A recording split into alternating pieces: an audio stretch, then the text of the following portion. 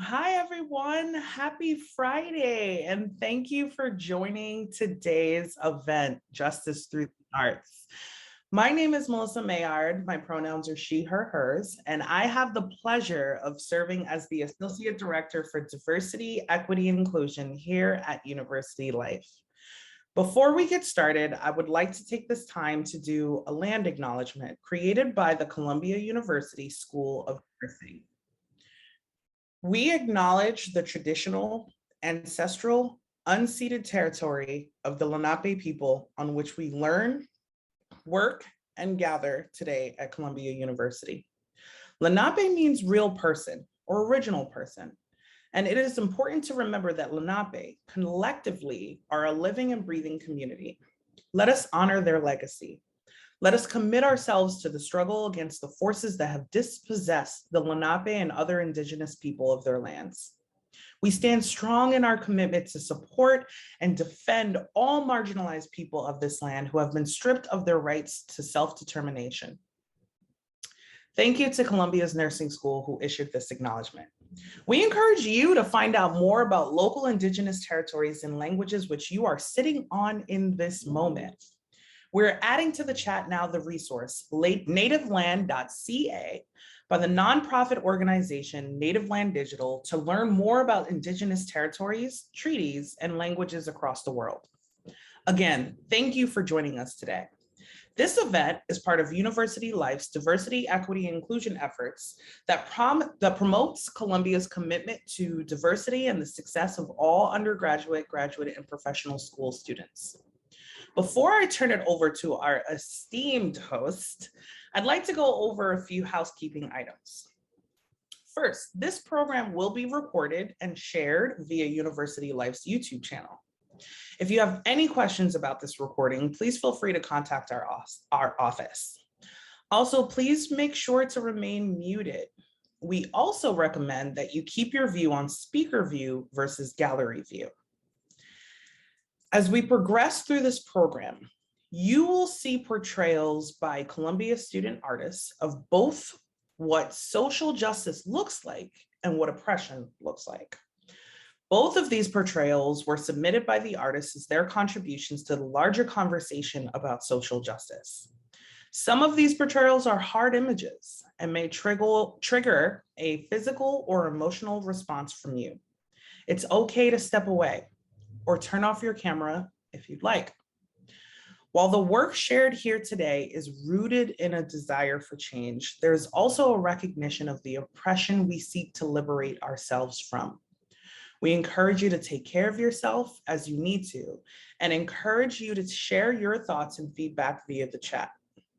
Now, I'd like to introduce our host. Our host has achieved tremendous accomplishments, and I encourage you to look into them in more depth after today's event. A Bronx native, born and raised, Lyrical Faith is a Black American educator, activist, and spoken word poet who believes in the future of her world, much bigger than she can see. Her award-winning poetry has been a pillar of creative expression since picking up a pen to begin writing and performing at the age of 12. Forever Walking by Faith, the translation of her Swahili birth name, Amani, her words have graced stages beyond New York City to impact cities around the country and around the world, such as Paris, South Africa, and Belize. She is the co-founder of a monthly open mic and showcase for young adults in Harlem known as the Harlem Bomb Shelter. She is the founder of a nonprofit organization that promotes public service through the arts known as Poetry for Service. She is the 2015 Poet of the Year at Syracuse University and the 2016 recipient of the Syracuse University Martin Luther King Jr. Unsung Hero Award and the I'm going to repeat this, sixth ranked woman poet in the world.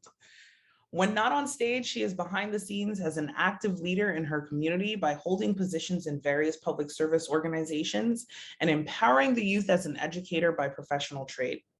Through her poetry, Lyrical Faith strives to inspire, educate, and advocate for intersectional and institutional issues by merging the arts and activism with a faith-based worldview. So with all that being said, I just want to thank Lyrical Faith for joining us today, for hosting this event, for supporting our students. And she's going to be your main person for this program. So Lyrical Faith, I'm going to hand it off to you.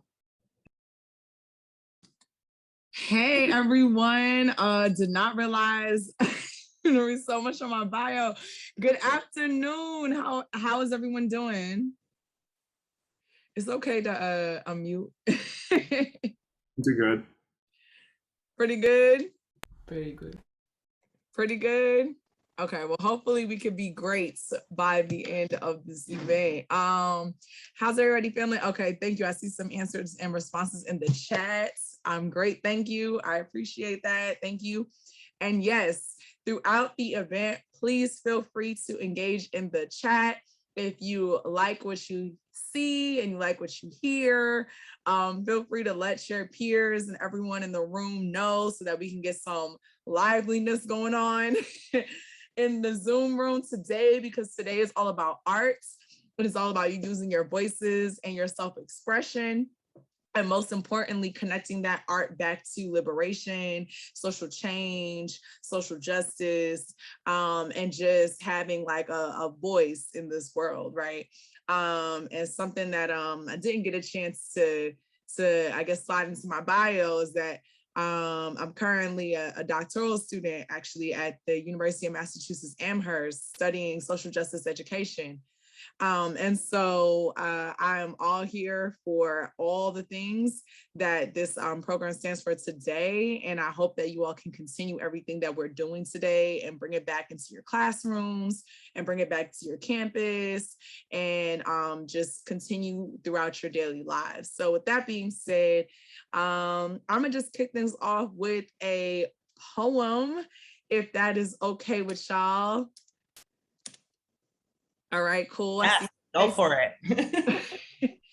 Okay, cool. All right. So this piece right here is called Black Poem.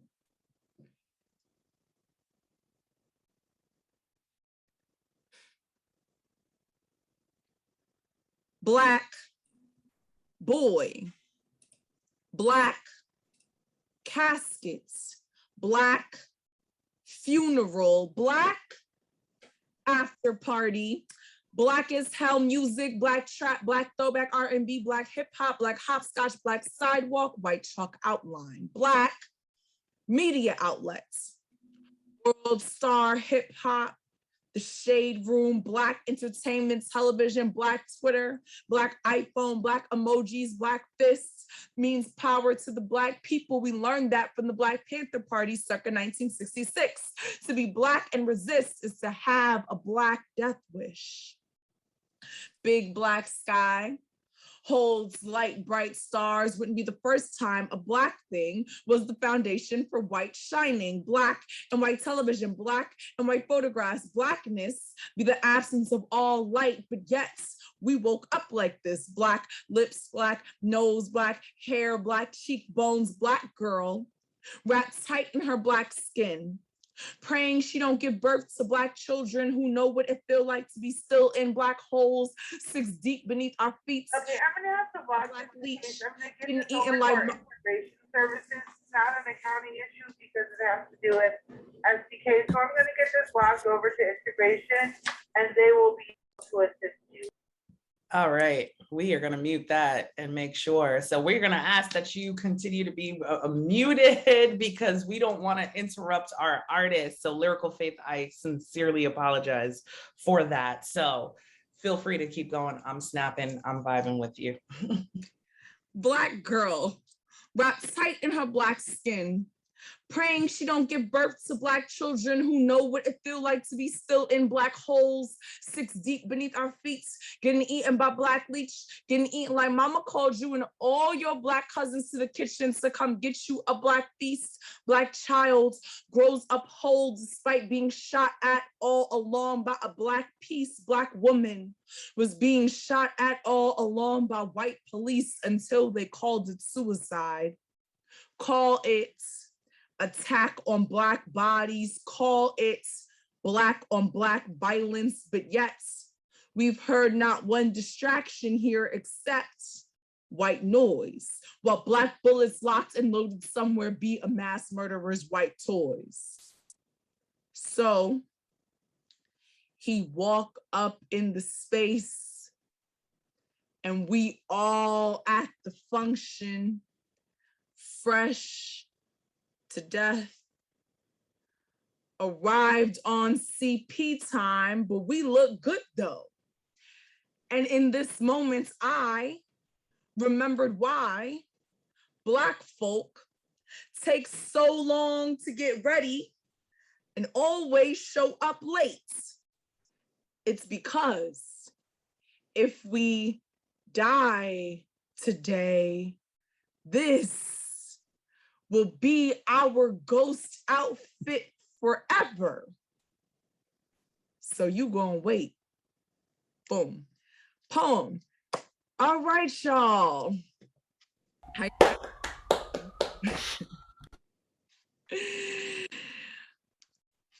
Cool. All right. I see y'all faces. Oh, I see the hearts. I see the claps. Thank you. All right.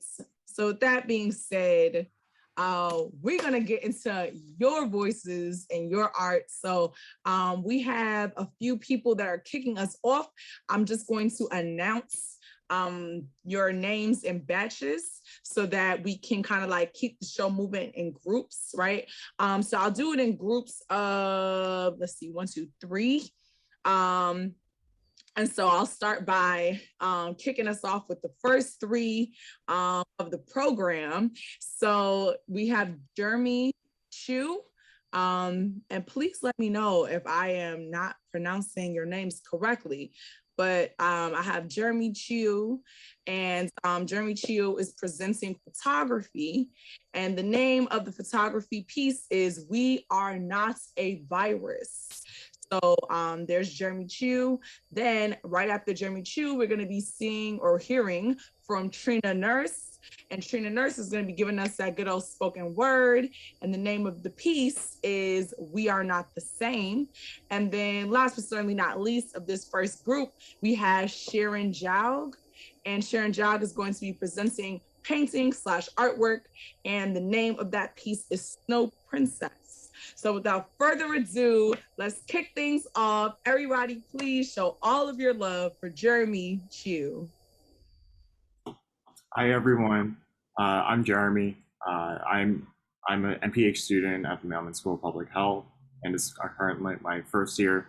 So my work is called, it's actually like many different images I put together a while back, but these are like 2 of the images I took. It's called We Are Not a Virus. And what inspired me to start to create this work is since the start of the pandemic, there has been a significant increase in like xenophobia, racist, and violent attacks against the AAPI community. And there are also a lot of racial slurs that are being thrown around since the start of the pandemic, such as like the China virus, Kung flu, and many other racial slurs. And what really started to hit me was the Atlanta Spa shootings in March 2021.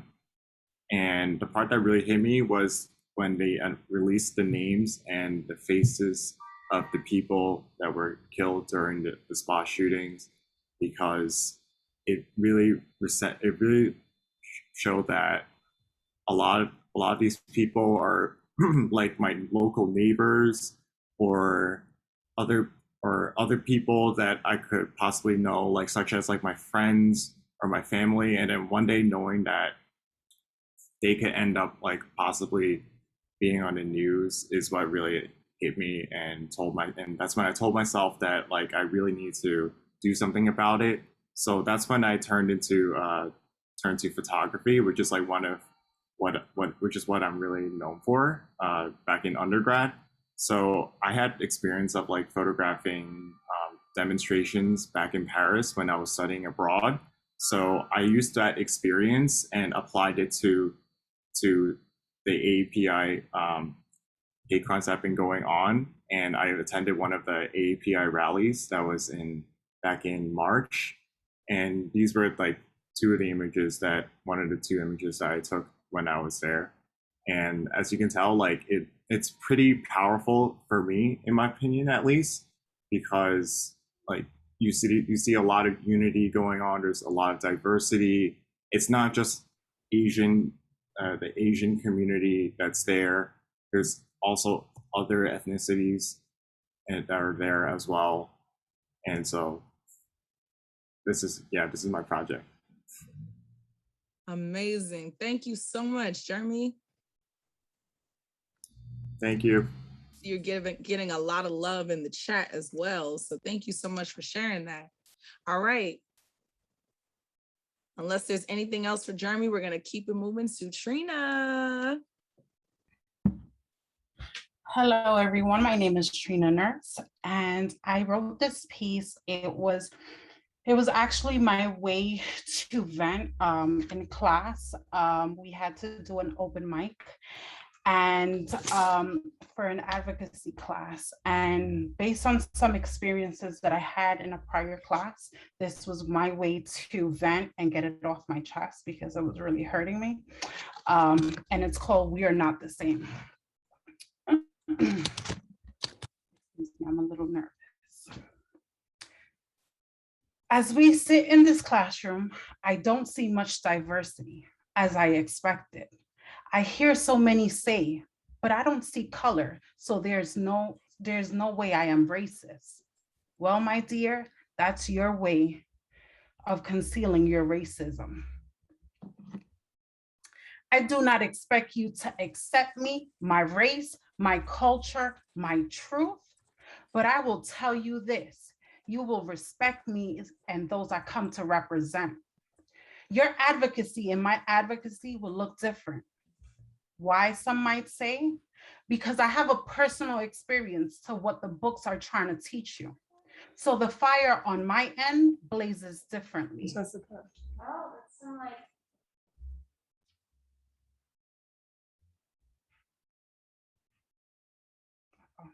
I live the reality you're trying to learn about in order to make a difference. You base your advocacy according to your reality and your standards. Take a moment to sit back. There's a whole world out there that you can't relate to, but the least you can do is listen, learn, and understand our fight. What does the reality of the most needy communities look like? I will tell you. A young man leaving his home in the middle of the night to buy his child some formula, but never comes back because he was shot and killed by the police. A teenager standing in her living room with the police because she witnessed her mother attempt against her life. The police trying to convince her to not file a police report because she will lose. What can she really lose at this point? Well, the police officer tells her if she files a report, ACS will get involved, and no one wants that. You won't be able to see your friends. You won't be able to go back to school, he said. But we need help. A mother rushing to get her child medical support, but has to stand on the opposite side of the police officer's gun who misinterpreted the mother's action and saw her as a threat versus exploring what the emergency was. A mother getting a notification on social media that her son has gone live, just to see her son being beaten with a baton. While he screams for help, the blood just flows and covers the camera. All his mother could do was stand there and hear her son scream. What was I able to see? I saw firsthand how the police officer beat him. All I was trying to do was take the train to go to work. But all I could say to myself was, Trina, try to help. But my body was stuck. My mind immediately went to my own children. My heart felt like it was being squeezed. I felt defeated. There was nothing I could do, nothing. There was blood everywhere. I finally was able to yell, don't move, don't fight back. The sad reality is that life goes on, and there goes my J train approaching. I have to go to work. My advocacy looks different because I went to school with the man shot and killed by the police. I was the mother who stood on the opposite side of the gun barrel. I was the teenager left behind. I witnessed the police beat a teenager over jumping the turnstile. But I can say this, a lot of you say abolish the police. I say educate and bring reinforcement through social work into the police department. Abolishing the police in my world looks totally different. In your world looks totally different in mine. I have seen cruelty, corruption, brutality, and social injustice firsthand. Fast forward to this current moment, as I stand in this classroom, my biggest achievement yet is being here. After fighting generational poverty, homelessness, teen parenting, and so many other demons to get me where I stand today. But in a room full of social workers in the making, I hear in the distance, calm down, welfare queen, your antidotes hold no value here. That is where you're wrong. So many social workers failed me and failed my people, which is why I will be the social worker I once needed. Let's all take a moment to be sensitive to others and their realities. My experience makes me who I am. I do not expect you to relate, understand, or feel bad. But I do want you to know that as we sit in this classroom, our reasons for social justice derives from different worlds. And because of that, we are not the same. Thank you, everyone. Snap it up, clap it up. Thank you, thank you, thank you, thank you. All right, we're gonna move on to Sharon. Hi, everyone. My name's Sharon Jogue. I'm a MSW student at the School of Social Work at Columbia. My pronouns are she, her, and hers. And today I want you to look at this piece of work that I've done. I will be sharing my acrylic art called Snow Princess. The social justice issues most highlighted in my art are equality and racial injustice. What you see here is a princess who is a woman of color. Rarely do we even see a princess who is a woman of color. My art depicts a princess who has passion and fire within her. Her dress is consumed with the fires of racial discrimination, inequality, and racial injustice. The blizzard behind her is the white supremacy, and the snowballs falling is the discrimination she's experiencing. But she's not angry. She's not melting the snowballs around her. She's holding each snowball with delicacy and respect. She's careful. And what she does, she's proud. She's classy and she's strong. She's fighting the blizzard she's dealt with confidence, compassion, and understanding. She knows what she has to do, but she continues to fight with fire and passion in her heart. Thank you.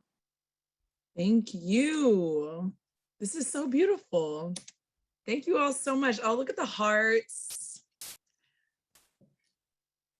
Everyone is saying so beautiful, striking colors. Yes, love it. Yes. Okay. Thank you all so much. I hope based on the chat, I see that everyone is engaged and everyone is feeling the arts that we are providing on this Zoom today. So this is what we're gonna do. We're gonna keep it going because these voices are so powerful and these stories are so powerful and they have to be heard. So we're gonna keep it moving with the next group of 3.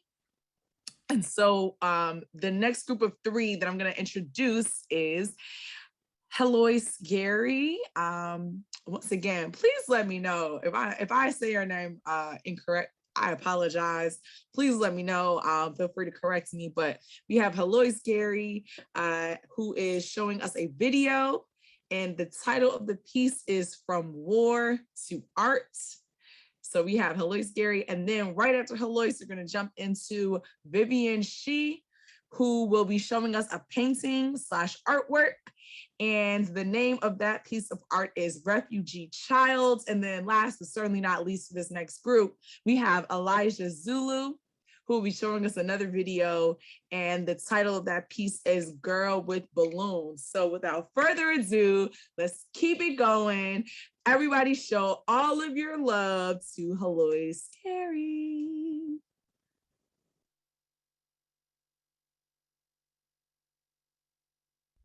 My name is David Keefe. I am an artist and a community organizer.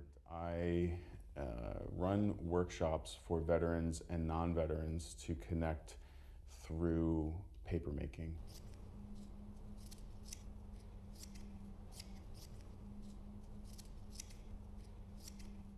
I am interested in how communities connect, and in this case, how veterans and non-veterans connect through craft, through making. What we do in these workshops, we come together, we sit around a table, the participants bring their objects to the table, whether it's uniforms, it could be clothes they wore during a traumatic event, it could be documents, it could be any type of cultural object, and we deconstruct it down.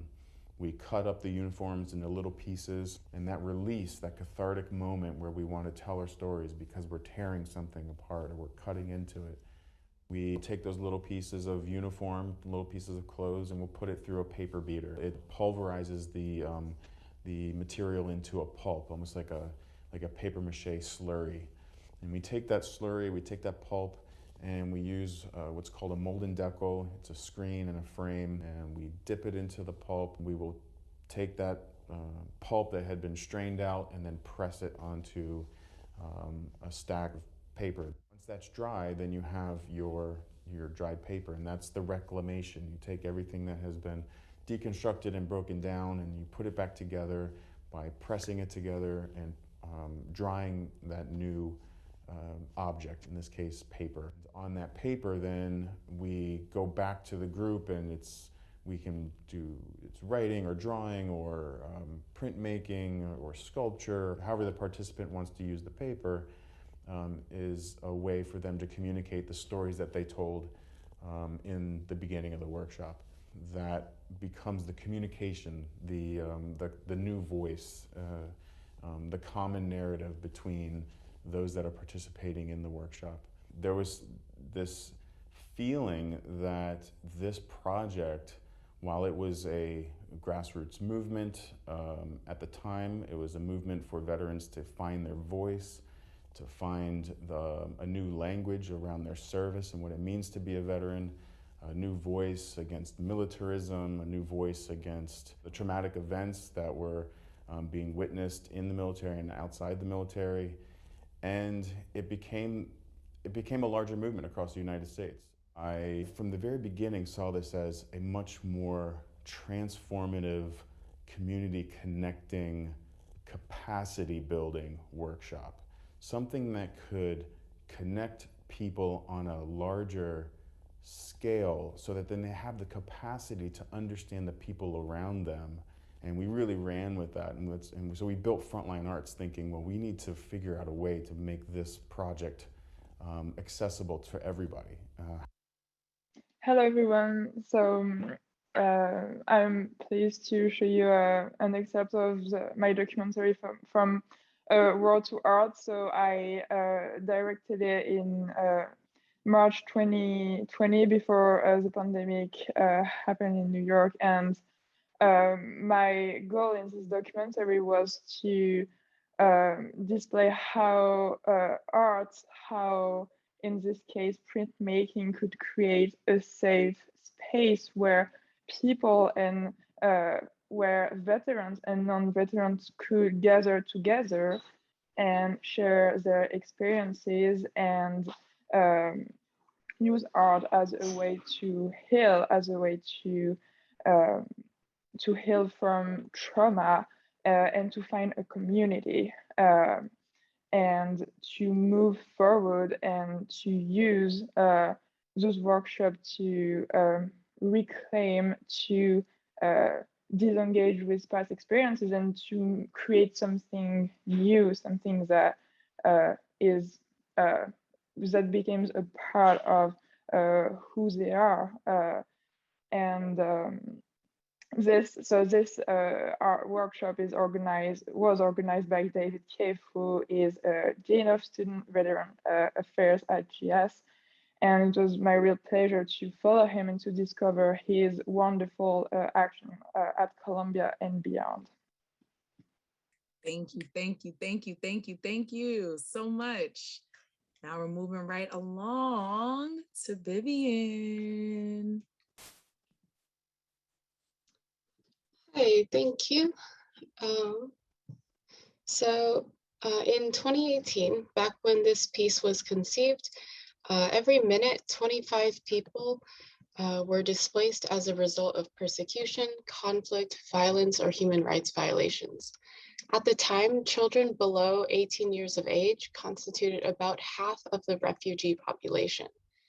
And a total of more than 100,000 unaccompanied and separated child refugees were reported in 2018, but this number is likely a significant underestimate. These statistics are all we have to remember these innocent individuals who are simply in the wrong place at the wrong time. And this piece, titled Refugee Child, is homage to the children whose names and faces have been lost to the numbers, whether that be one of the millions displaced or killed in conflict. The gender and ethnicity of the child in the picture, in the drawing, is intentionally vague. The eyes reflect the traumatic experiences that no child should have to see at their age. The child holds onto an adult's hand, their parent, if we think optimistically, but more likely a stranger or a volunteer worker.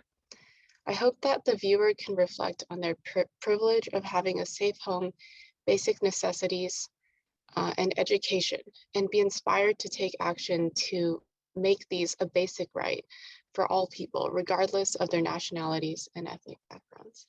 Thank you.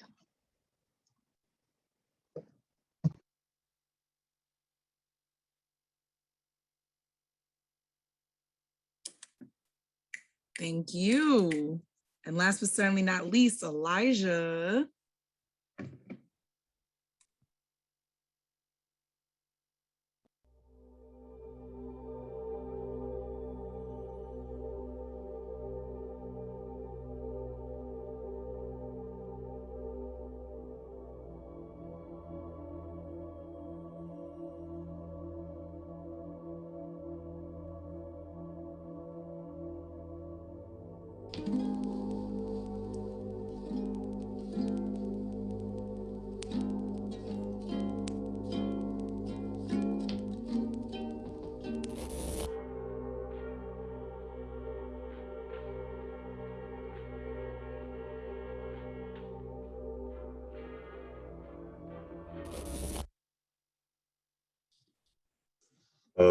Hi, my name is Elijah. My pronouns are he, him, his. I'm a current junior in the School of Engineering, studying computer science. And the piece I'm presenting today is a series of sculptures called Grow with Balloon. I'm just gonna posted some links in the chat where you can view the sculpture a bit more slowly. The conception of this piece started at the peak of the George Floyd protests last year.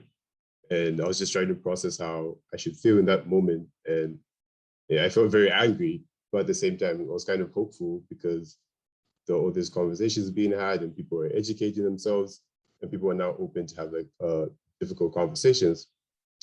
But this kind of feeling of hope led me to a familiar motif, which is the Girl with Balloon murals by the street artist Banksy, which depict a girl just reaching for like a red balloon. And I think the first one had the text, "There is always hope," right next to the mural. And that's why kind of this red balloon and the young girl became this kind of the symbol of hope for me. And that's what led me to, I guess, the composition and the subject matter of the piece. But at the same time, it's not like a gleeful naivety, because I'm not going to pretend like everything is okay. The balloon is no longer slightly out of reach, but it's now in the girl's hand. But you know, the young Black girl is not happy. If you look at the expression on her face, she's not joyful, because there's always this looming fear of, oh, is the balloon going to be snatched from me at any moment? or is this hope not going to manifest, this hope that is in the balloon? So, but is it not going to manifest in my time, or would I have to pass it on? And how many times do I have to pass on this balloon until this hope is finally manifested in something that is a physical thing? And that's kind of what led to, I guess, the creation of the piece and what it means for me, and hopefully what it means for other people as well. Excellent, excellent, excellent. And we thank you, Elijah, for showing us that beautiful piece of art. And we thank everyone who showed us their beautiful art thus far. I love how this is so multidisciplinary, how we are all having similar messages about having a voice, about a particular message that we find to strike us in some way, and that we're using our creative artwork to express it, whether it be a video or a painting or a spoken word piece. So I love it. I'm loving it. I'm loving it. I hope you're loving it too. We're gonna keep it going with the next group of artists that are coming to the virtual stage, okay? So without further ado, we're gonna give it up for Mary Cully, who will have a spoken word piece for us by that goes by the name of Rain. Then we're going to move on to Ellie Houlihan, who will be showing us a video, and the name of that piece is Laying On of Hands. Laying On of Hands. And then last but certainly not least, we'll be heading over to Marco Jimenez, who will be showing us another video in remembrance from 8/22. Okay, so the name of the piece, the name of the video is Sonata Number 1 for violoncello and piano 2 in remembrance. Okay, you're gonna have to say that one for us, just so I make sure I didn't mess that up.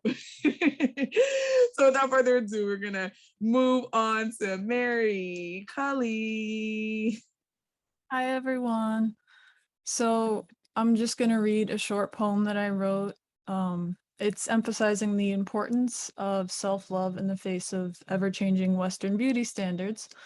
I wrote it after noticing kind of fine lines on my face, and it got me thinking about my childhood, human mortality, self-care, and the experience that physical aging is kind of relative for everyone, and it's unique for everyone. So, sigh. Is everything so temporary? I remember I was 6 or 7. I listened to the rain, pattering on the window pane. Where did the time go? Lines on my lips. The saddest way of letting yourself go is quietly and unknowingly, without someone to appreciate your aging. If no one else can, how can you? Thank you.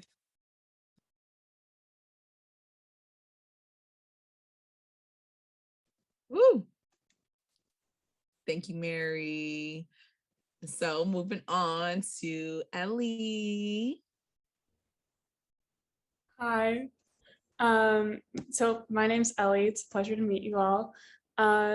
This work, it's called Laying On of Hands. It was born out of the frustration of spending the summer at home. I had just come out to myself and some friends from school as queer, but I live in a very conservative and Christian suburb. So what follows is my attempt to take stock of that experience of being queer in a heteronormative space and of feeling unwelcome in the place I grew up. I filmed it, edited everything in my backyard. And this piece asks for justice softly in a soft voice. However, in a homophobic environment, even the slightest whisper of I'm queer and you are hurting me, you, my family, my friends, my community, you are causing me pain, that can feel like a scream. So I hope you enjoy.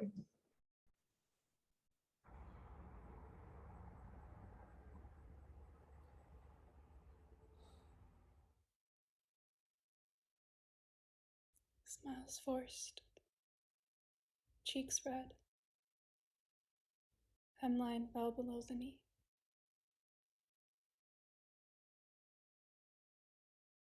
Hand over hand over hand, until the whole town has forced their fingers into my eyelids, my ears, my mouth, until I can no longer see myself, no longer hear myself, no longer love myself, barely breathing. I drag myself to Sunday service and wonder if I'm quiet enough, if I'm small enough, if I'm straight enough. Will the disciples standing next to me forget how much they hate me? Hand over hand over hand over hand.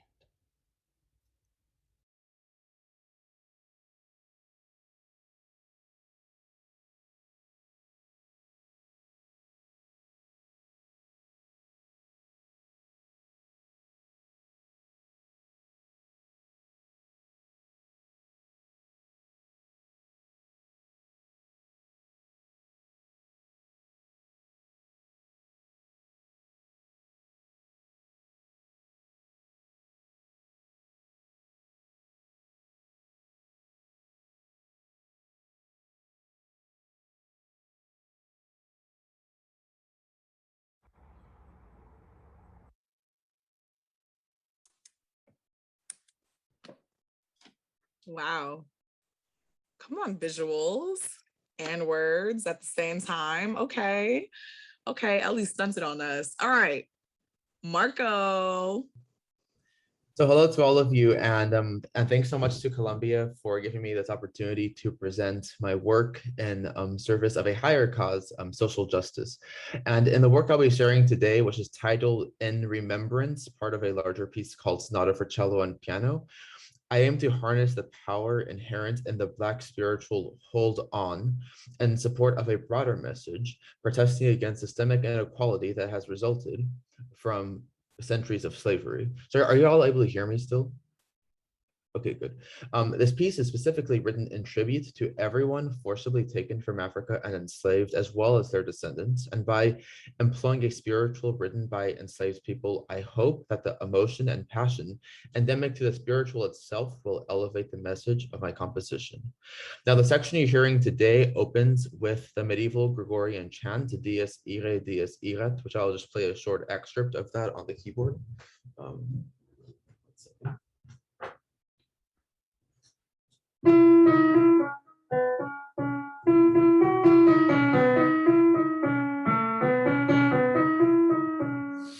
And so this translates to Day of Wrath, Day of Judgment, and going along with the religious elements of the spiritual, I view this section to be the divine wrath of heaven that's visited upon slave owners and also modern day oppressors. And after this section, the movement culminates in the passionate and crying outburst of emotion where the spiritual hold on is kind of presented with a sort of vitriolic rage. And I'll play the short excerpt from the spiritual hold on the piano, and I'll also drop the lyrics itself in the chat because it's a very powerful spiritual.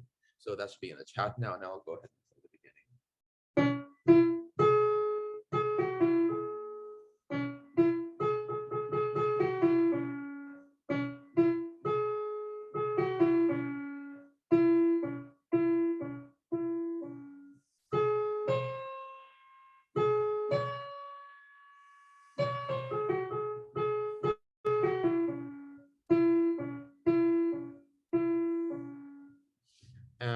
And lastly, I just wanted to mention that I've strived to be as faithful as possible to the original spiritual, and I hope to have had a small part in musically representing a facet of the systemic inequalities and injustices that continue to this day.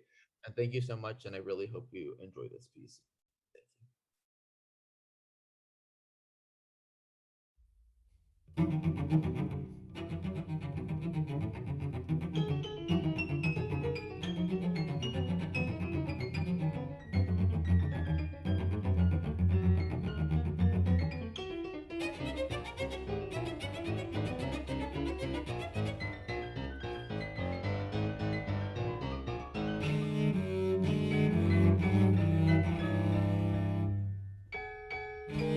Oh, I see this before I see them.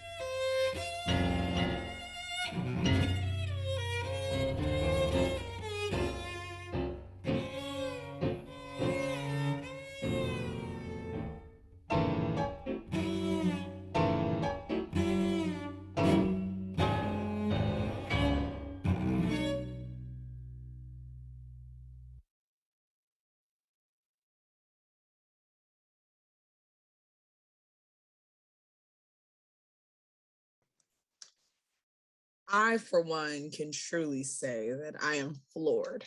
Okay. When you put the lyrics in the chat, I am actually singing along to the way it sounds.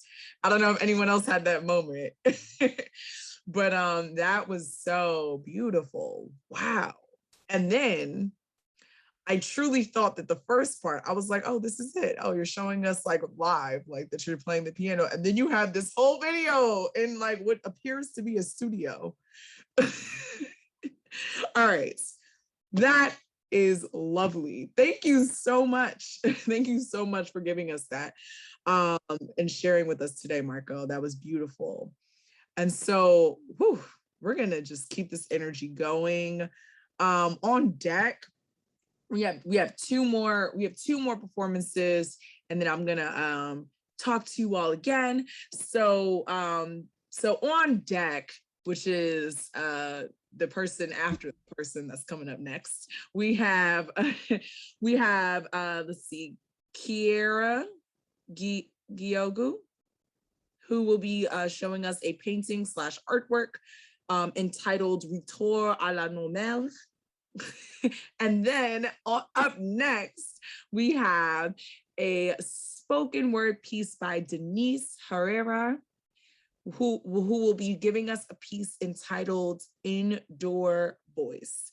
So on deck, Kiara, but up next, please give it up for Denise. Hello. So just a quick piece, a quick background on why I wrote this piece. I wrote it in like 2019. I began to see the changes in my own neighborhood in the South Bronx, and small mom and pop shops were closing down. People in the neighborhoods were receiving notices that they had to either buy in an amount that no one had access to, or they had X amount of time to just leave, and people were having to be displaced. Developers were beginning to just recreate residential areas that weren't affordable to the people that lived in the neighborhood that we grew up in. So the upcoming changes were confusing for so many of us. We were like excited that things were finally getting fixed up. Streets were getting repaired. We were finally getting like little coffee shops, but at the same time, at our own expense, where things were happening. So gentrification can be a double-edged sword. And I kind of write about that and a little bit of my own background growing up in the South Bronx. And this piece relates to social justice, and that it encompasses like the narrative of marginalized communities and just defying injustices by taking pride in yourself, in your neighborhood. And we touch on themes, or I touch on themes of resilience, grit, gentrification, knowledge, growth, family and community, socioeconomic inequities, and just personal bias. So I hope you guys enjoy, and this is my poem called Indoor Voice. Growing up, I felt safe on these streets. We were all born here, raised here. We felt safe surrounded by the musical freestyle beats. My best friend and I didn't need no phones because we had loud voices to shout out from our windows. Today, though, that would be unacceptable. And the new folks would only add on to their already nonsense in the windows. So now we keep an indoor voice to make sure we fit in. We talk like this to avoid being labeled as that ghetto one from Staten Island, the Heights, Harlem, Bronx, or Brooklyn. Growing up, I played at People's Park and mom would shout from across the street to let me know when dinner was ready. Today though, we use our indoor voice. We don't shout or the new folks will complain. So we chill, yo, we ain't crazy.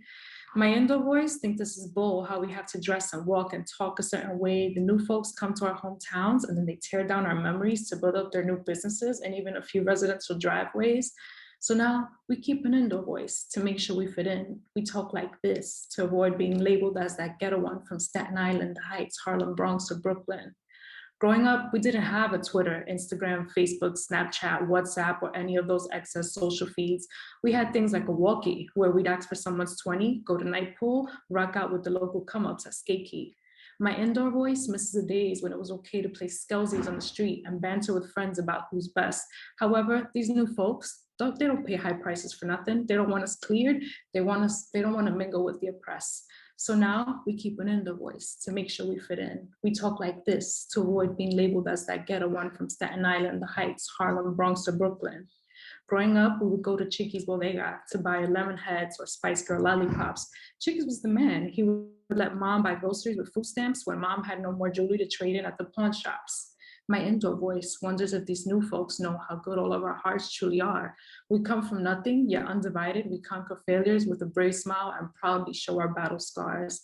So now we keep an indoor voice to make sure we fit in. We talk like this to avoid being labeled as that ghetto one from Staten Island, the Heights, Harlem, Bronx, or Brooklyn.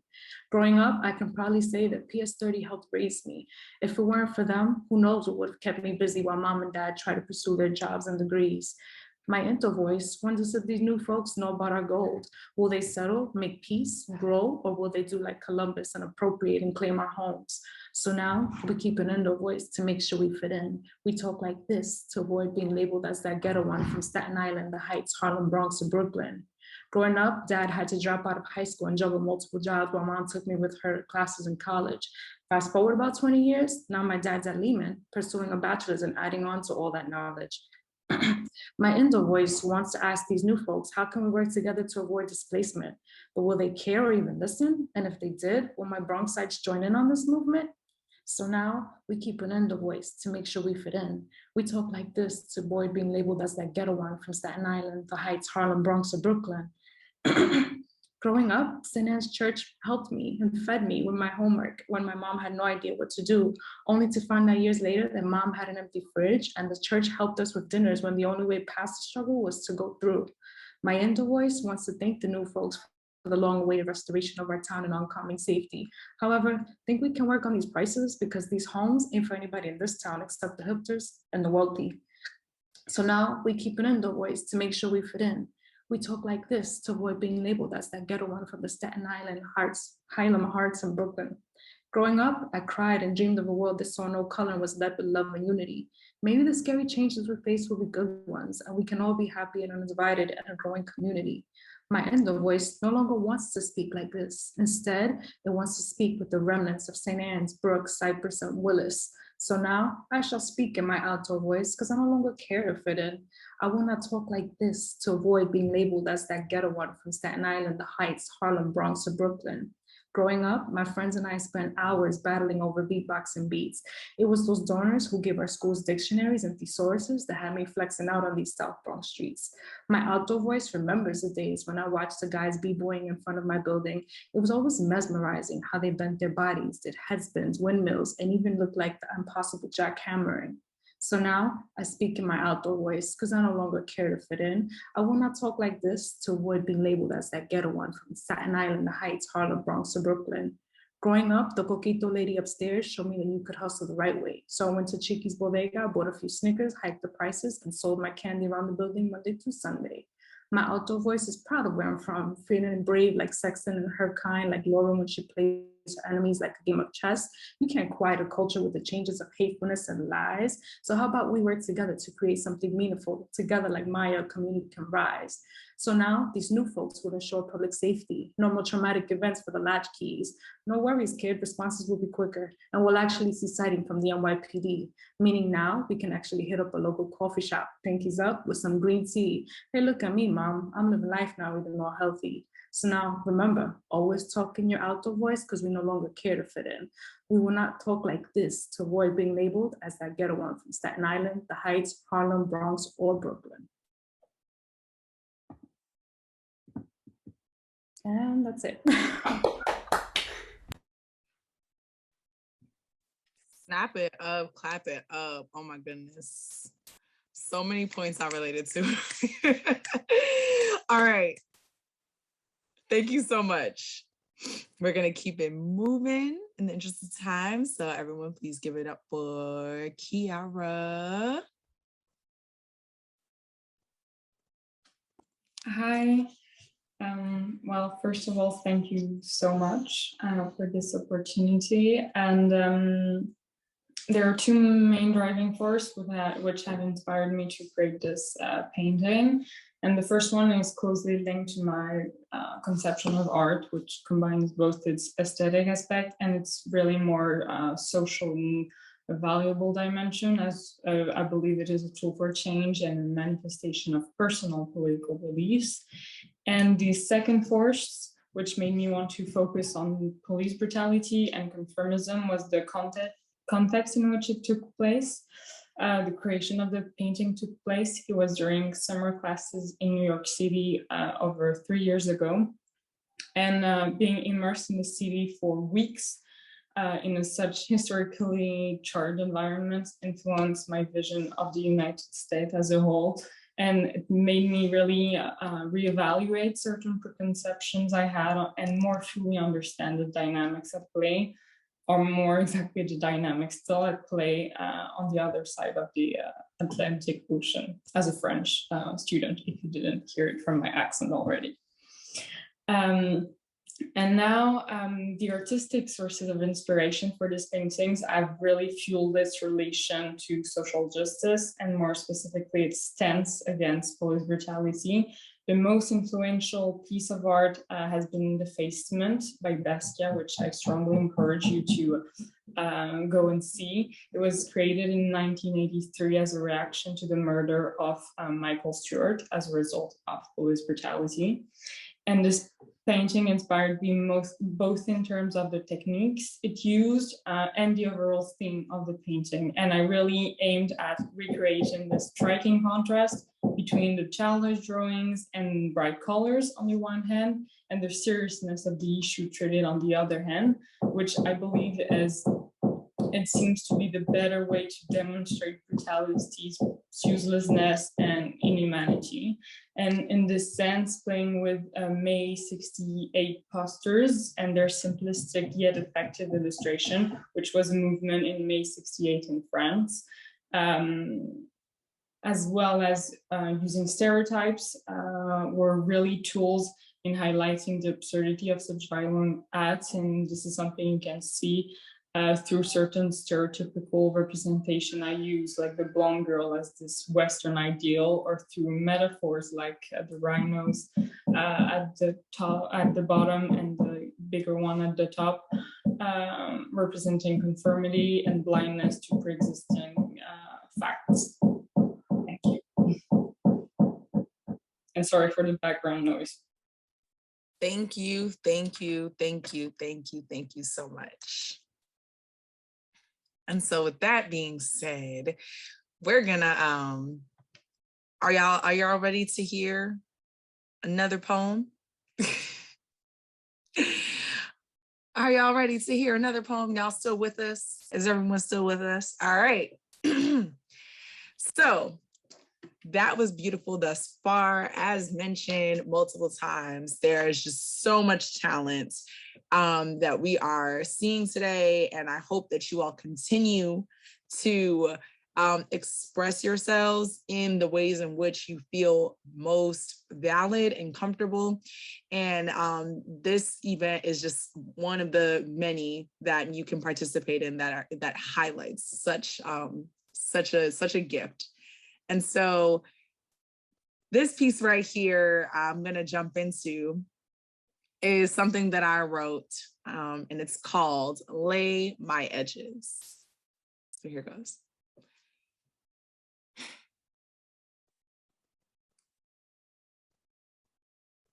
I lay down my mental health like I lay my edges, swooping it off to the side, making them look as slick and deceiving as possible.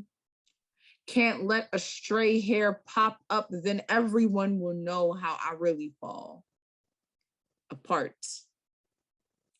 Combing my triggers behind the ear, I think depression get the best of my style, but I'm too shy to wear it natural. So I keep it protective for a long while, and on my bad hair days, I do not want to leave my house or my brain or my bed, and I cannot get these thoughts away from my head, and I live alone now. So mama can't hot comb out my wits end, and it take over my body sometimes. Make me statue, make me coffin, make me under the dryer still. I lose heat thinking about all the days I'd rather not be here. Practicing how cold my body feel in a casket, trying not to get more numb by the minute, and then snap out of it. Remembering God treats me like a fresh twist out, better than whatever I had going on before, and just in time for the days ahead. So with that being said, I will not be measured by the length of my dead ends. These demons cannot cornrow their way underneath my skin. I shall not be broken. Although most days feel like a bad haircut, too embarrassed to admit it, avoiding a comment when I hear it, knowing I've got to work with what I got, so I strut into that room praying that no one will notice the uneven trim of my spirit, praying that no one will hear the race of my heartbeat thumping, like anxiety is pounding on the front door of my soul, making me unravel on the insides, like my autopilot has spiraled out of control, and I do not like this feeling. I be trapped in my own temple, trying to origami back to peace until I just pull back my fears and brush out my worries and pin up my anxieties and insecurities, running my fingers through every last emotion I have, certainty, wash and sets, compress myself in every single way. And I stand in front of a mirror before I leave my house every single day, just so I can look real enough to perform for you. So I can act like I pressed some sense into my head before I got here, so I could tell you that I'm normal and everything feels okay. So I'm gonna need you to shower me with compliments, to remind me the air is catching pieces of my body and stringing them back together as we speak, that my heartbeat is a horse race, galloping to the championship. And somehow this finish line will be just what I need. So excuse me if I am a little vain today. Forgive me if I check my reflection 2 or 3 times over, or if anything I say ever sounds like a cry for help. It is not how it seems. I am not doing this to look good for you. I am not trying to impress anyone but myself. Poem. Oh, Thank you all for the love in the chat. I appreciate it. So without further ado, is everyone still with me? Do we need to take a deep breath? So, without further ado, we're gonna keep it going, keep it moving for the rest of the amazing artists in the room on the virtual stage. So, coming to the virtual stage, we have our next group of students. And so I will announce them in a group of 3. So we have Emo Chong, who has a painting and was unfortunately not able to be with us here today in the room, but has a pre-recorded introduction that we will listen to as we view the painting. Then next, we have Elia Zhang, who has a video, and the name of the video work is called Shaky Lies. And then last but certainly not least, we have Victory Mandoninan. And please tell me if I am pronouncing anything wrong, but we have Victory Mandoninan, and it is a painting / artwork that will be titled Social Climbing Stopping Oil. So social climbing / stopping oil. So without further ado, we're gonna get into the next group of students. I want you all to show all of your love, all of your energy, all 35 of you here in this room today for Emo Chong. Hello everyone, my name is Emo Chong. I'm a Columbia College student of the class of 2025. My pronouns are he, him. I'm really sorry we have to meet through a pre-recorded video, but I'm taking a gap here in China and it is somewhere between 12 and 2 a.m. for me. Still, I'm grateful for the opportunity to present my artwork on this platform. The piece is inspired by a nameless food delivery worker. I saw him on the first morning of the Chinese New Year in 2020 at 5:47 a.m. in my neighborhood. Regularly, Beijing receives migrant workers from other cities who send the income they earn back home. You can think of it like the remittance system with Hispanic and Asian immigrants in the US. However, because of COVID travel restrictions, many of them could not go home during the Chinese New Year, since delivery workers earn money based on the orders they complete. Many work day and night to maintain a livable standard of life. Statistics show that they work around 12 to 14 hours a day on average with no breaks and earn an average of 4,000 yuan or less than $600 a month. Meituan, the company he works for, is the largest food delivery company in China with a net profit of $0.73 billion in 2020. As the Chinese economy liberalized, the cities consistently suck out resources and labor from the countryside, and the middle class demand for cheap consumption goods to offset our own frustration with low wages and repetitive labor means longer hours and depressed wages for the working class, who build the progress, capital P, that Western economists champion for. He will not be made a hero who gave up his comfort for hours, the way our media likes to depict workers. He is a sacrifice we gave to the corporations for progress. He is an exploited worker, not a generous volunteer. In this piece titled Work, I want to add context and complexity to the roaring progress of modern China by focusing on labor rights, an ever-present aspect of social justice in the capitalist world we live in. Keeping it going for Elia. Hello, my name is Elia, and we can just click the video now. And washes you entirely. And you see the children and you know it is not the right time to cry wholeheartedly. We don't know if we are welcomed by anyone or any place, so we just clean on.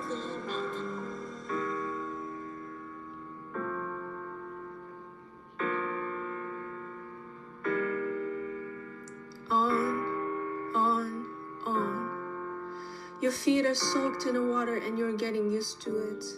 The giant, howling wind, scraping across the blank space between air and water. Your heart becomes a void amidst the blue and white, a whimper of pain suspending itself under the sun.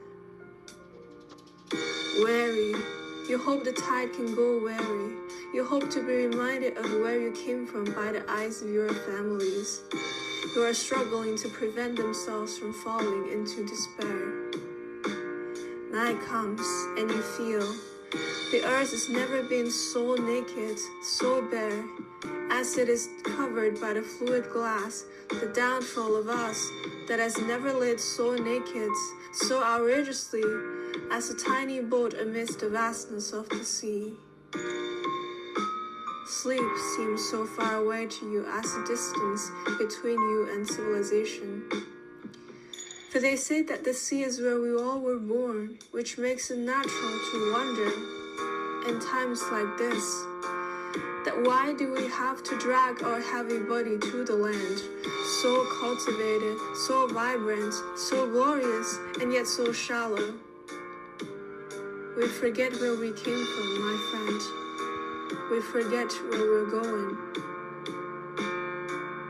Would it be futile to blame anyone in revenge against every case of atrocity that we've experienced? Would it be nonsense to shout out to those who have already covered up their ears? Would it be unnecessary to correct every single false accusation, to argue, fight, and defend a ground that is poorly grounded? You don't believe that the world is truly like this. You don't believe that people are truly this way. And that's why I write, my friend. There is nothing else I can do for you, and there's nothing else you can do for me, except that trying to save you saves me too.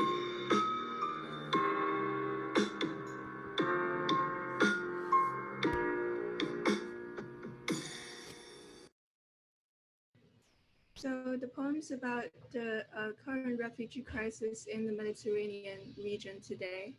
And the main sort of a content of that deals with the theme of empathy, being how, like a privileged student going to Colombia, how can we relate to people who are in those crises? How do we, feel in the same place they do, instead of just trying to theorize or come up with theories and trying to philosophize their experiences. And the other thing about this work is the format. So I put my poems on these visualization of the map of the Mediterranean Sea. And this map is without national borders. And the words just like float around all over the places, sort of resembling those shaky lives that are now, kind of wandering all over the place. Because I think the sort of essential problem with the refugee crisis is the emphasis on border policing, that those Western media, they portray those refugees as threatening terrorists or victims, and they use more policies to police their borders instead of coming up with effective policies and managing their humanitarian workers to actually help those people. And that's why those words, I think, languages can't be used as, sometimes it can be a way to, move across those borders and connect people, and with those visualizations and with the music, as a way to voice out the concerns and connect people in different places of the world. Beautiful. Thank you so much. And washes. Moving on to Victory. Hi, it's like Victoire, my name, but it's good. Victoire Montano. So yeah, I put the two paintings here. So I'll start by, so the first one is like social climbing. The idea is like I'm trying to like see like how like in my works has like word as have a space, and how the space is like would look as like a distance that like someone has to like go through like for change. So like and this other one is like more like another form of art like always dealing with words. It's like if we were just saying like why don't we just like stop with all and like see how it would go. So as if like through art like we could allow like ourselves to think like in a way that is so simple, but like it would allow like to create an image, like a visualization, as in the other one, social climbing, where like you see like it's like just a word, but like when suddenly like you visualize the word, then like there is all the people that have like to move, and so this is what interests me, and like all this is like more like as a way like to think like what heart could do. So like I have this project of like doing like art as the premise for policy making, where like we would like think policy through art and then like present it as for this one, for example, and then like the art would be like a tool like to make the policy like something real, or like even like in a more like even more embedded way, like to like make art be like the way to finance the policy, like through like more like private world. Thank you so much, Victor. Did I say it? Victor? Victoire, but it's Victoire. Yeah. Okay, I'm so sorry. apologies. Okay, thank you for correcting me. So moving on, we have a few more amazing social justice artists for you all.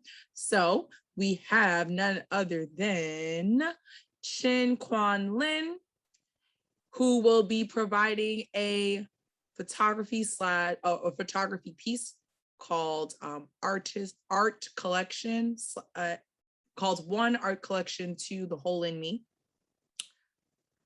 Then we have Crystal Furisha, who will be providing us a spoken word piece entitled Contemplations on Culture. And then last but not least, we have Is Perlman, who will be providing a painting / artwork, which is entitled Harris Funeral Homes versus Amy Stephens. So please show your attention, show your love and your warmth and your welcome to Chin Kwan Lin. Wait a minute. Hi everyone. My name is Chin Kwan Lin and I'm from Taiwan. I am an engineering student. I am an amateur creative portrait photographer. And I usually complete my work in the photo studio. It is fascinating for me to create unique portraits to express my abstract thoughts by using relative items or post-production skill. And for me, photo is soundless, but it can touch the sense more than sight and evoke people's emotion directly on the great part of their brain. And for the first piece of my artwork, its name is Art Collection. I realize some may feel uncomfortable about the photo. To be frank, it is exactly my purpose. I want to arouse the issue of sexual objectification in a strong way. The percentage of post-production in this photo is quite small, honestly. They are not made by Photoshop. The model was fixed, was constrained, was limited by the robe. And the robe is a symbol of society. The woman in this picture is beautiful, but sad. She's like a painting or collection hanging on the wall. She seems to be manipulated by the collector. That is the reason why she looks sad. And that is also the reason why the women in the society are sad. So the information I want to convey is women do not exist for others to use or consume. They are not objects.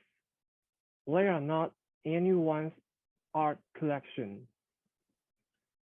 And for the second one, it is about depression. And its complete title of this artwork is "If You See the Whole of Me, you will also see the whole in me." And actually, we painted on the mother's body, and the color on the mother's body symbolized the messy situation of the mind. And the surrounding part of the whole is the visual art I created by myself. There is darkness in many people's deepest mind. They are drowning unconsciously. They are going to be swallowed by their own holes. Maybe it is hard to notice on their appearance, but it doesn't mean they don't need help.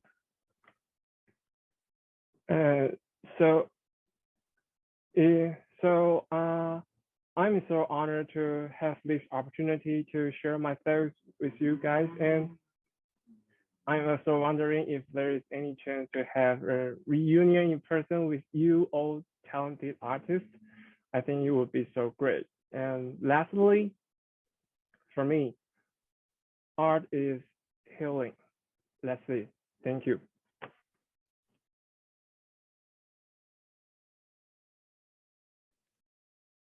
Art is healing. I love that.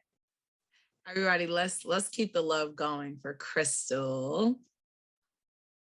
Hi, folks. My name is Crystal Faritia, she, her, hers. And so while the collection that I have for you today is collectively called Contemplations on Culture, it's actually just like a pair of poems, like one being called Voyeur and the other being called For the Soul. And so for a bit of background, I am the daughter of African immigrants. My entire family is from the country of Cameroon, and that really informs my own like lived experience and my studies. I'm a history concentrator, and I really am invested in the history of the modern African diaspora, and specifically colonialism by Europeans. And so the first poem I have for you today is really interrogation of like how voyeuristic 19th century colonialism was, especially with regard to the commodification, exotification of colonized peoples in museums and in several different spaces like world fairs in both the US and Europe. And play into like the idea of like cultural appropriation versus appreciation. And then I'll go more into depth into the second poem. But for now, voyeurs. If beauty is only in the eye of the beholder, then I exist so long as I hold your attention.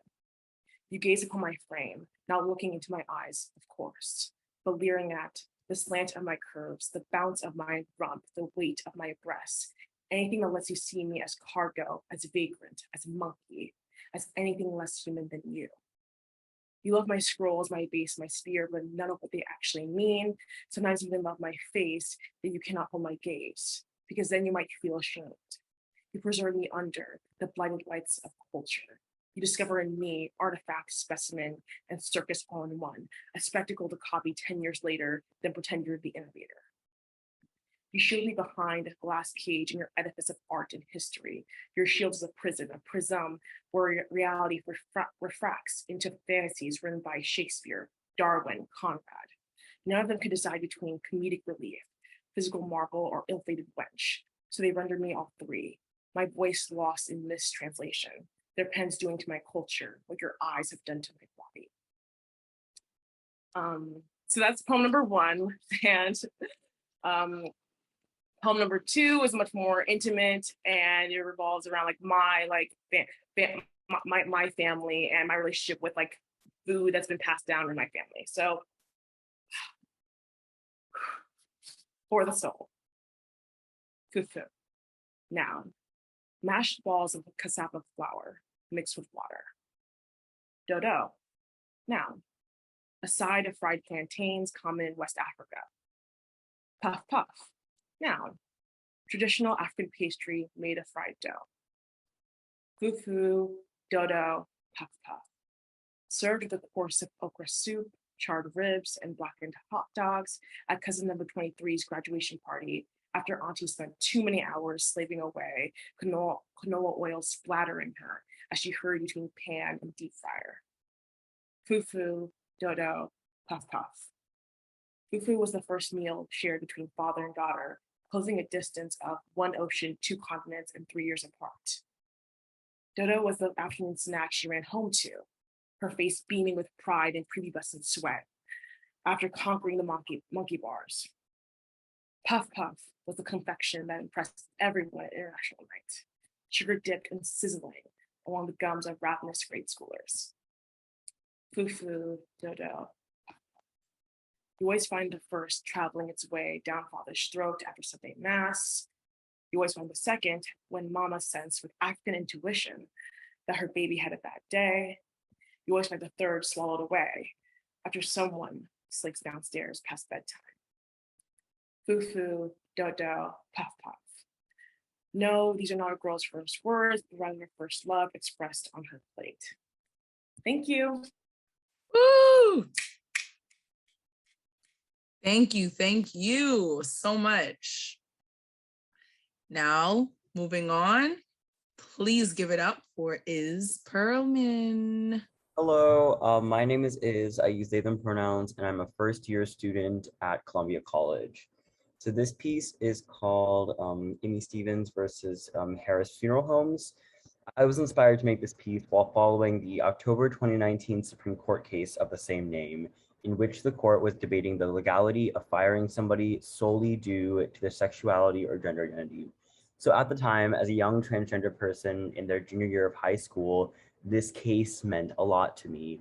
I read transcripts of it, I listened to the recordings and tapes of it, and I took in as much information about it as I could because this was something that could directly influence the rest of my life.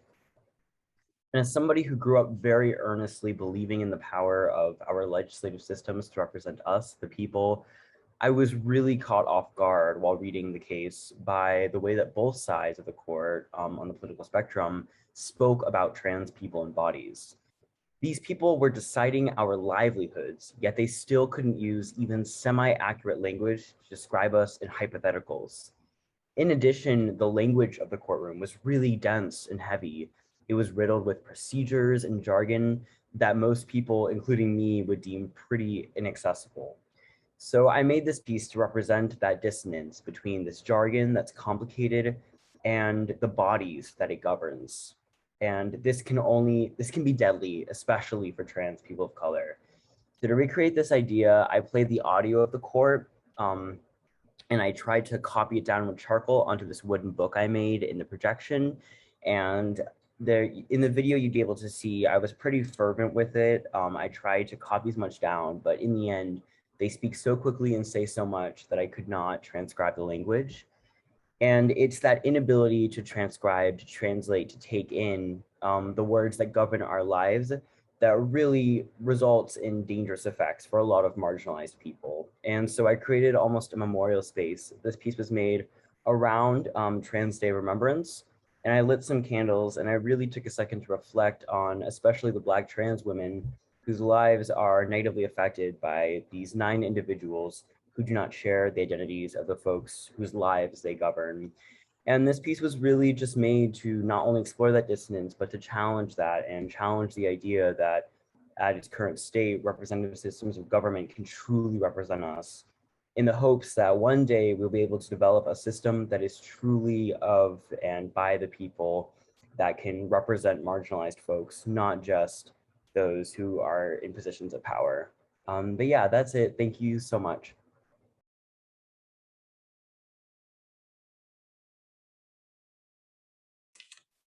Thank you so much. Amazing. Beautiful and really, really talented artwork today. Woo. All right. We are winding down. We are getting down to the last few artists of the afternoon. So I need you all to continue showing just as much energy. to these last few artists as you did the ones who came before. So with that being said, the next group of artists, we will announce them in groups of 3 once again. so we're going to be hearing from Emily Zhao, who will be providing us a painting / artwork, and it'll be entitled Clear Air is a Human Right. Then, coming to the virtual stage, you will hear from Victoria Zhao. And the name of the painting / artwork that Victoria will be showing is entitled Say His Name. Last but certainly not least, you will hear from Jude Okonkwo, who will be providing a spoken word poem for us. And the name of that piece is actually Untitled. So everybody, please give it up. Please give it up. All 36 of us in the room, show your love, show your appreciation, show your snaps, your claps, your comments for Emily.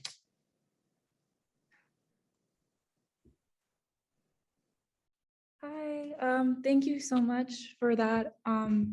So with this piece, I've always been interested in environmental science and healthcare equity, but was not sure how to connect these two into like my future nursing career.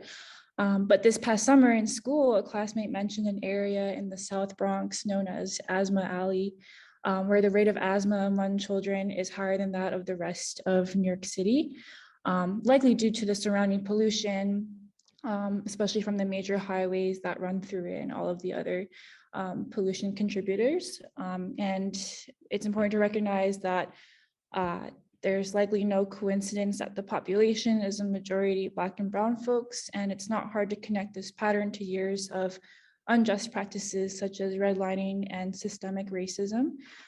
This injustice, coupled with the recent IPCC report, made me realize that environmental justice and healthcare equity are increasingly inextricable. Moving forward, we cannot ignore this fact, especially for those of us involved in healthcare as well. So I chose to do this piece in a sort of poster format and style to reflect the fact that a lot of younger generations and Indigenous folks and people of color and other minorities are forced to take on an activist role, and a lot of them in a young age in trying to combat climate change and other social issues. We also rely on shareable images on social media to share that urgency.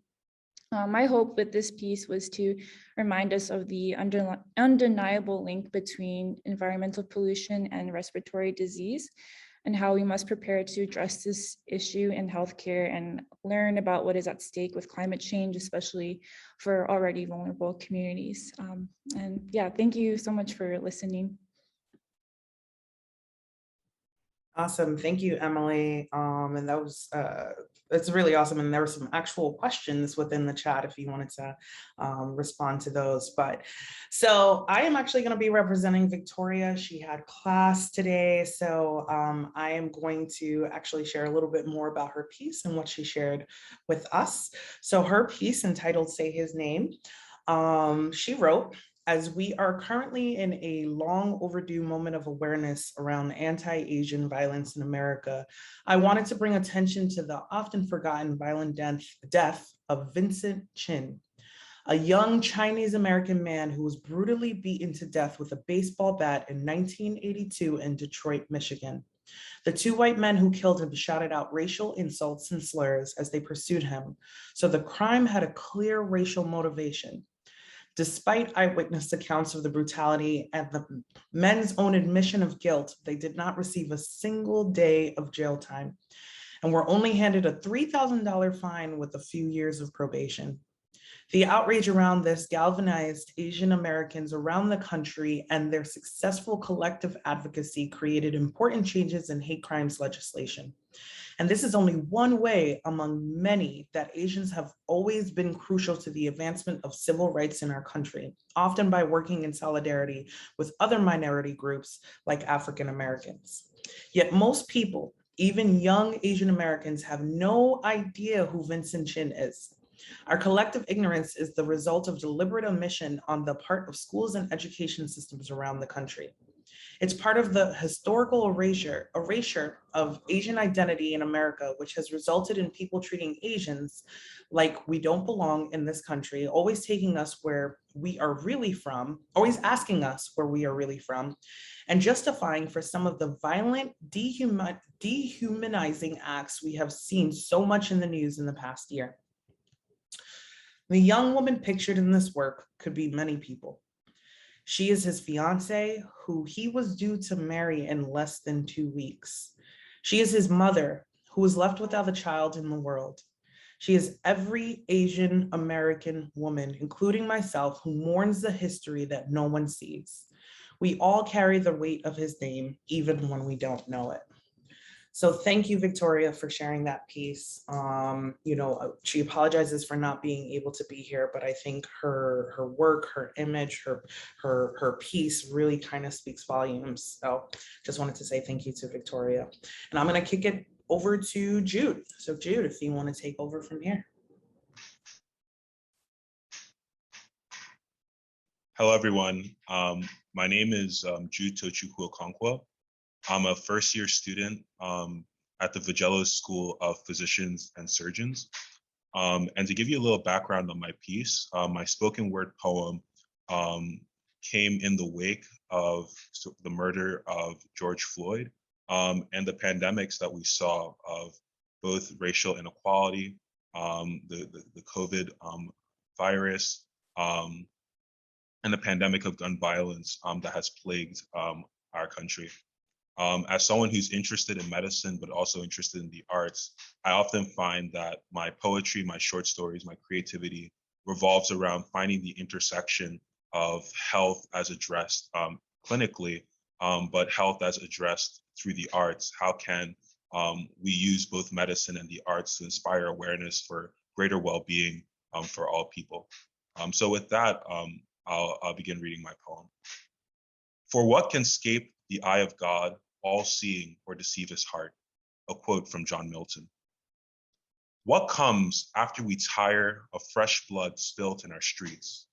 After we tire of flipping past posts of colored bodies cut down on the verge of bloom, or seeing the collage of living vessels shattered by the bullet blaze?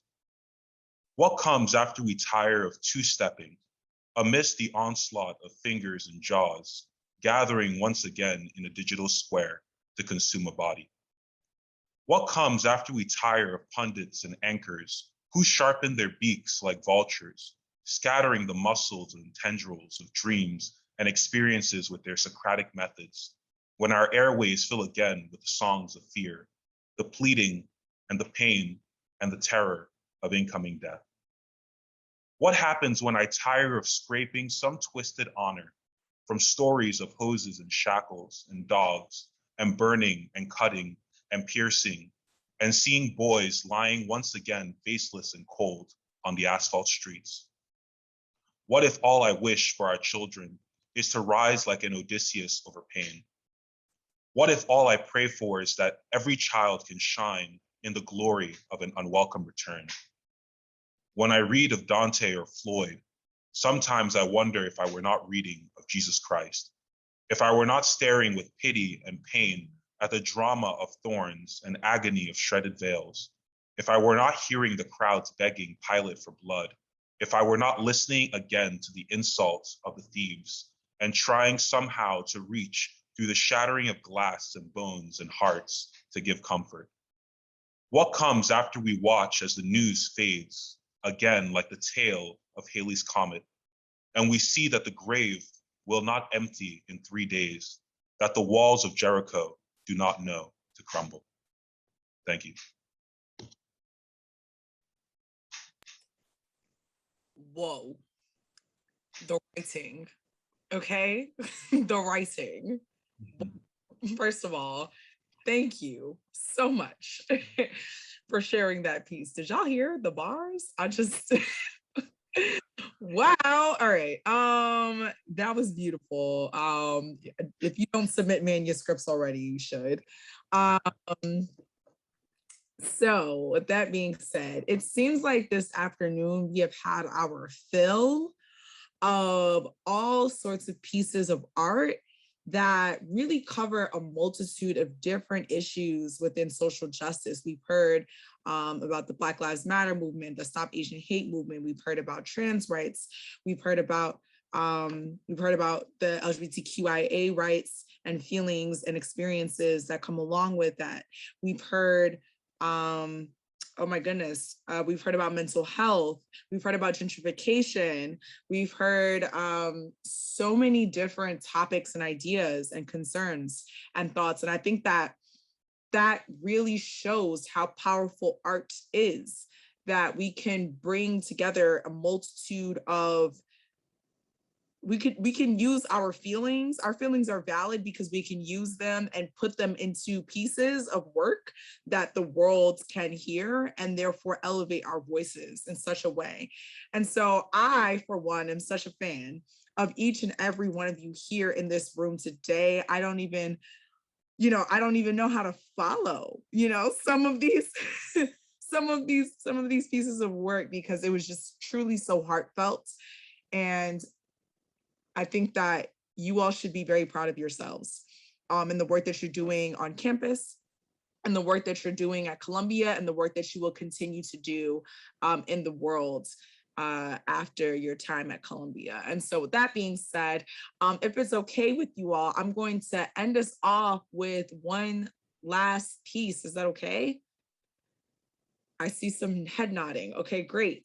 And yes, I see you sharing your Instagrams in the chat and your information in the chat. Please continue to do that. Please continue to do that so that everyone can stay connected.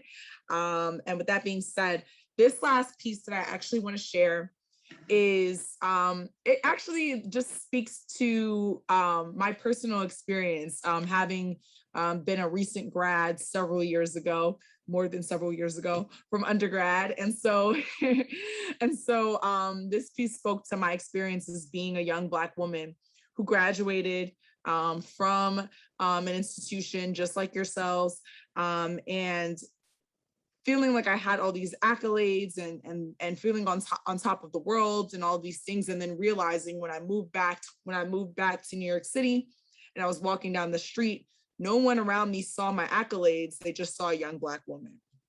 And so the duality of having to continue to think that I'm this person in this world that can do all these great things, but then still being somehow marginalized and fought against and kind of belittled and things like that. So this piece speaks to my challenges and my obstacles, but also to anyone's challenges and obstacles who have felt a similar way. And to remind you and to remind myself that no matter how murky the waters get, to just keep swimming.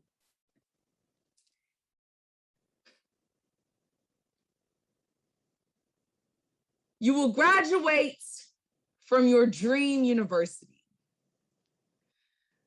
predominantly white institution, HBCU, Ivy League, CUNY, SUNY, whatever it may be. You will start work at your predominantly white company.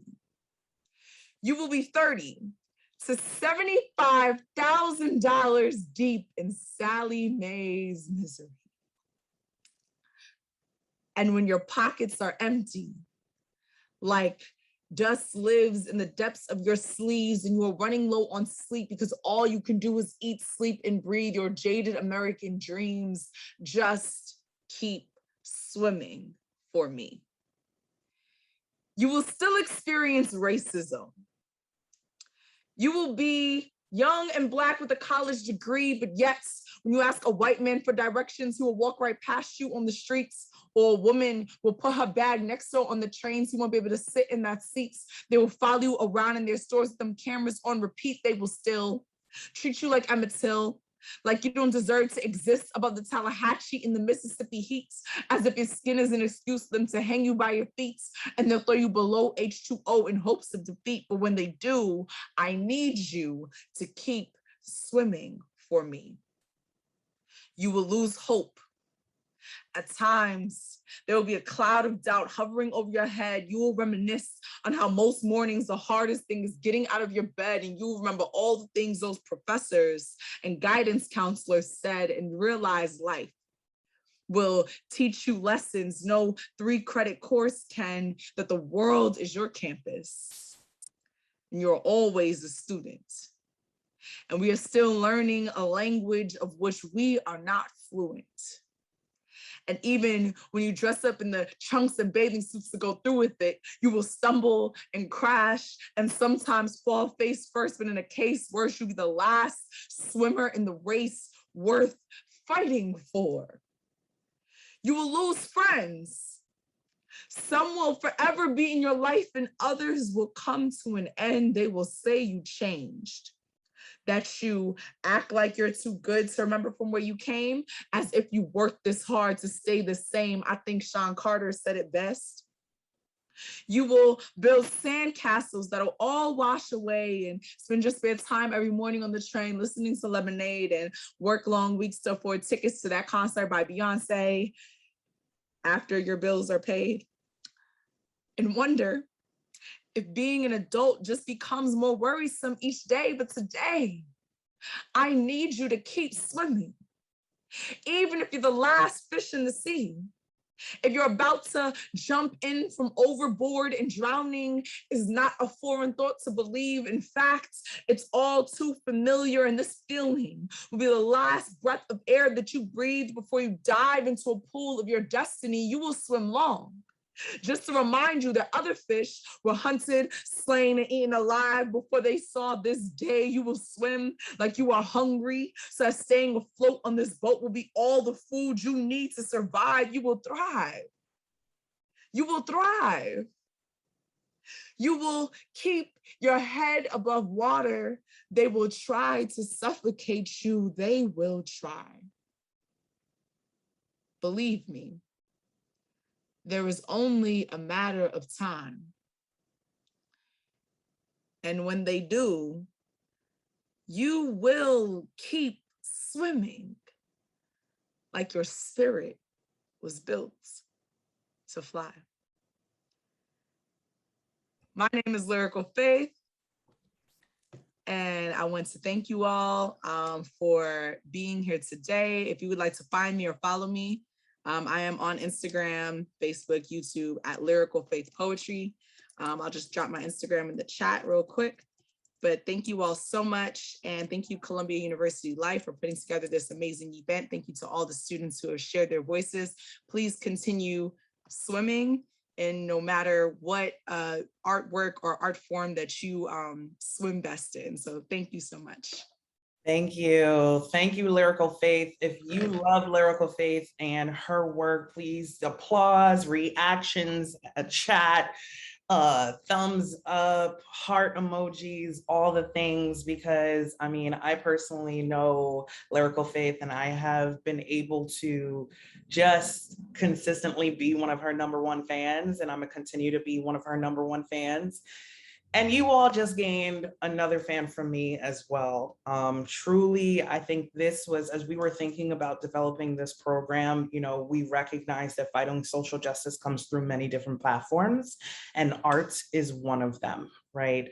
And I just wanted to say thank you to you all for being so brave and using your platform, using your creativity, using your skill to be able to send a message that, you know, the world needs love and that we're constantly being warriors for change. And so feel free to share your social media in the chat. I think Chin brought up a really great idea. Who knows, maybe we all can get together, you know, one of these days so you all can talk a little bit more about your work in person. But other than that, welcome back to Columbia. Welcome to new folks who might be joining us. And we hope to see you soon. So feel free to take a look at the University Life events calendar for other events. Next week, we have some affinity groups, specifically focusing on LGBTQ plus IA community, the Black and Indigenous people of color community, as well as the first gen community, and all are welcome to participate and attend in those affinity groups, as well as a number of different other programs that are happening. So once again, happy weekend. Welcome back to Columbia, wishing you all the best, and feel free to reach out if you need anything. All right, thank you everyone, bye-bye.